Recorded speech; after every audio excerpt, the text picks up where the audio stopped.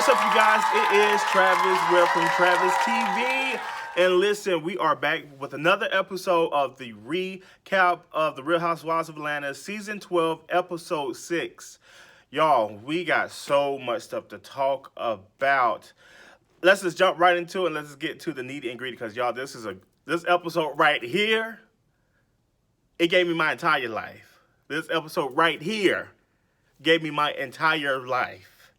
Let's just jump into it first with Todd. So, you guys notice that Todd and his daughter are not having the best relationship that would be ideal for father and daughter. Todd's daughter, his oldest daughter, feels that he doesn't show affectionate towards her. As you guys know, she is 23 years old, and she feels that her biological mom shows affection to her. They talk every day, they text every day, they communicate throughout the entire week. And with her and her dad, Todd, it takes months or weeks to hear from him.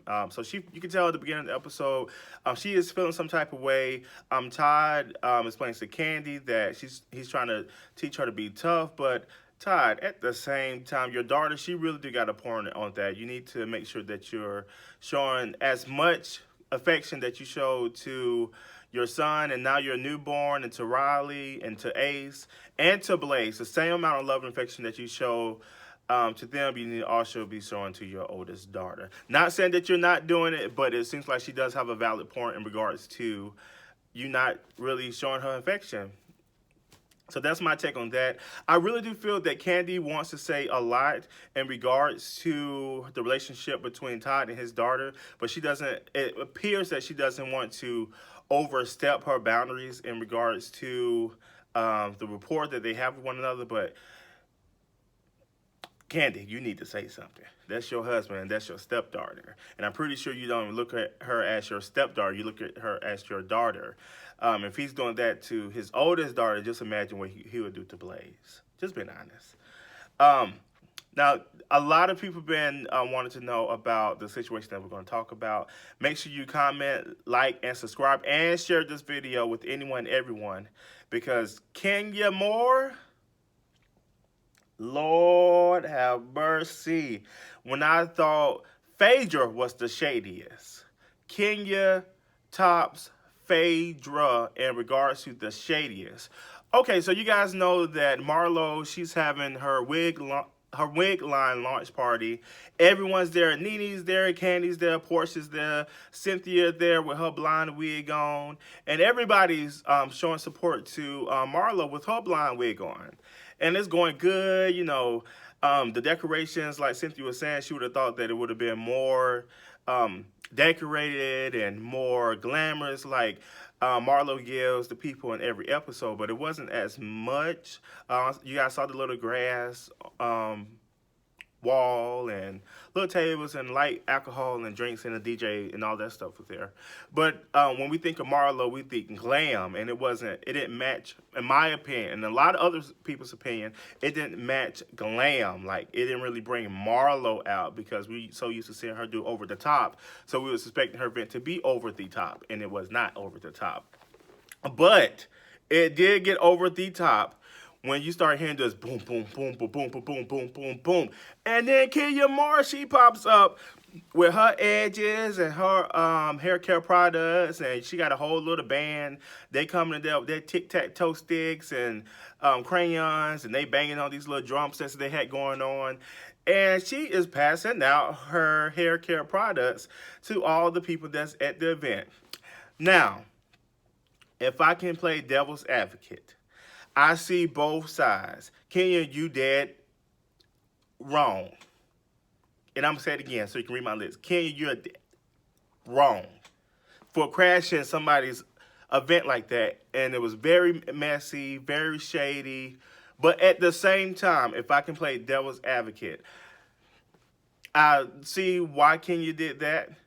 Because she does have new hair care products out. She wants to get it out. Why not bring your products to somebody else's event and, you know, pass them out, free samples, or I don't know if they had water in it or if it had actual product in it. I don't know if she just passing out the plastic bottles that said Kenya Hair Care. I don't know.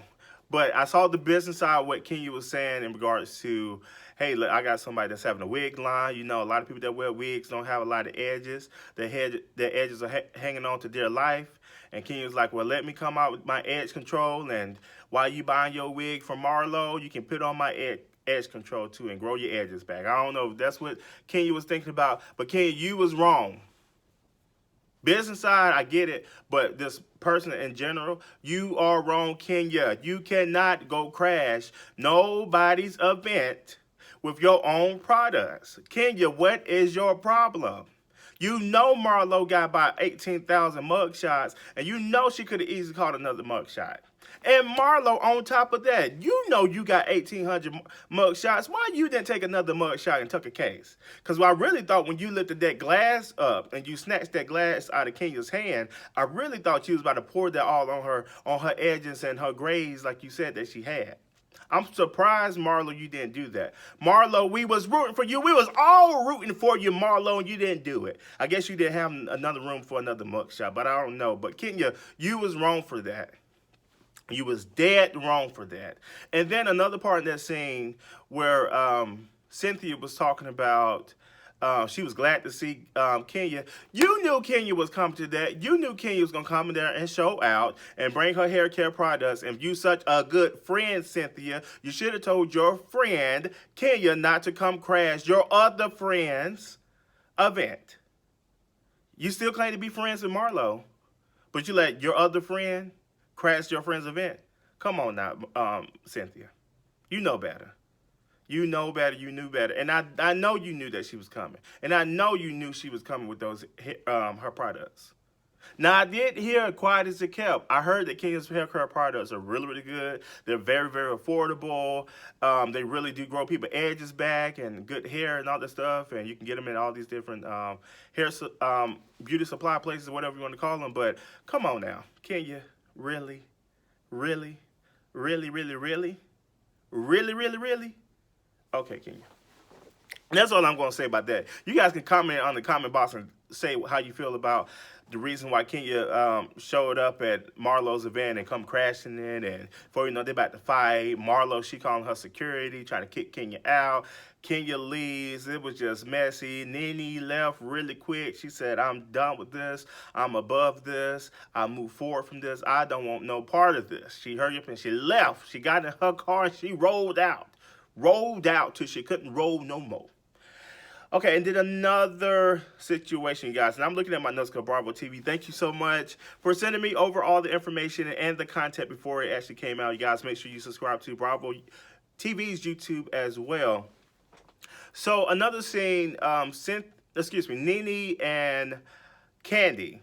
They're having lunch, surprisingly, because last time you guys saw at the reunion, they did not end on the best terms, but it was a good feeling to know that Nene and Candy, they may not see each other, but they understand each other. That's what Nene said. They may not see each other, but they understand each other. And at that moment, they understood each other. So you see them at lunch, having a good old time, and then Cynthia brings up that one of their mutual friends, she never revealed which person she was referring to, but one of her and Cynthia's mutual friends recorded Cynthia dogging Nene out.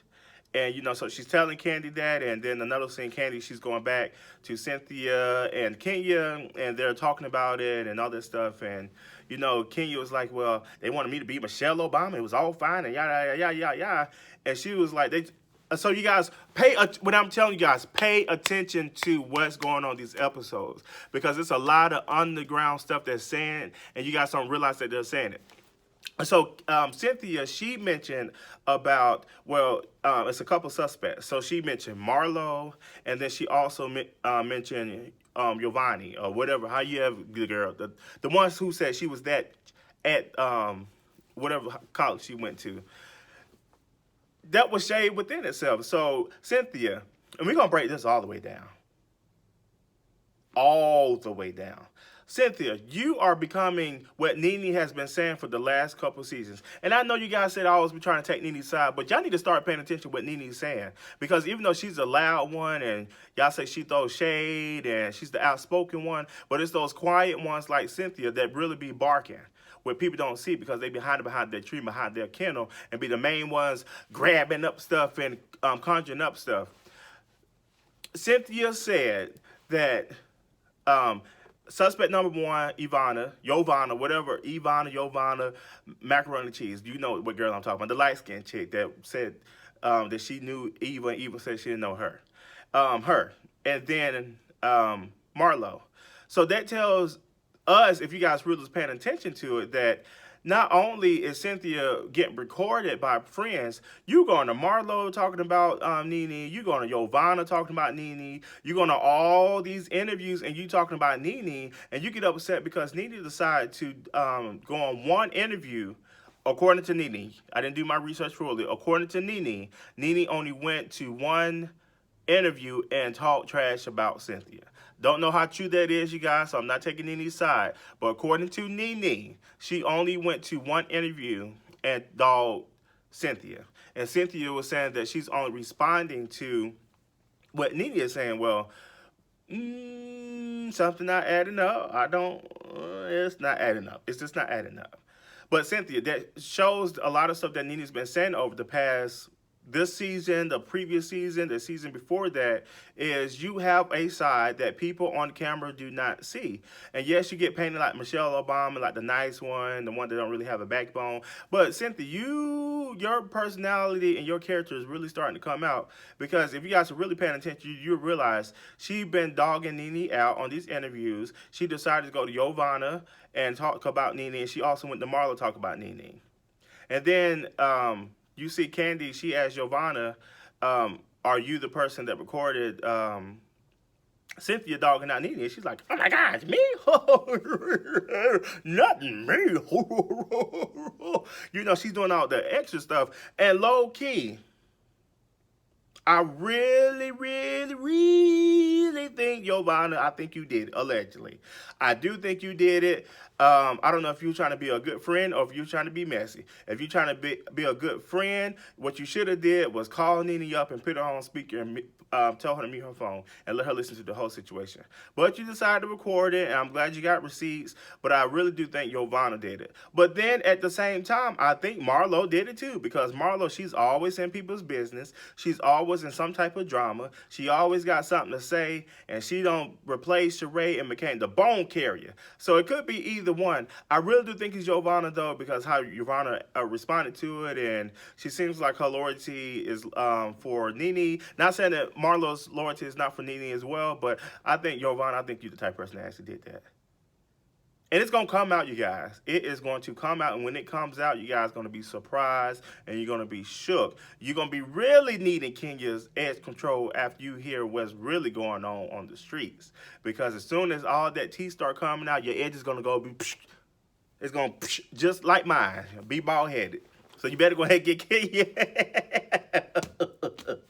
You better go ahead and get Kenya's edge control, because you're going to need it.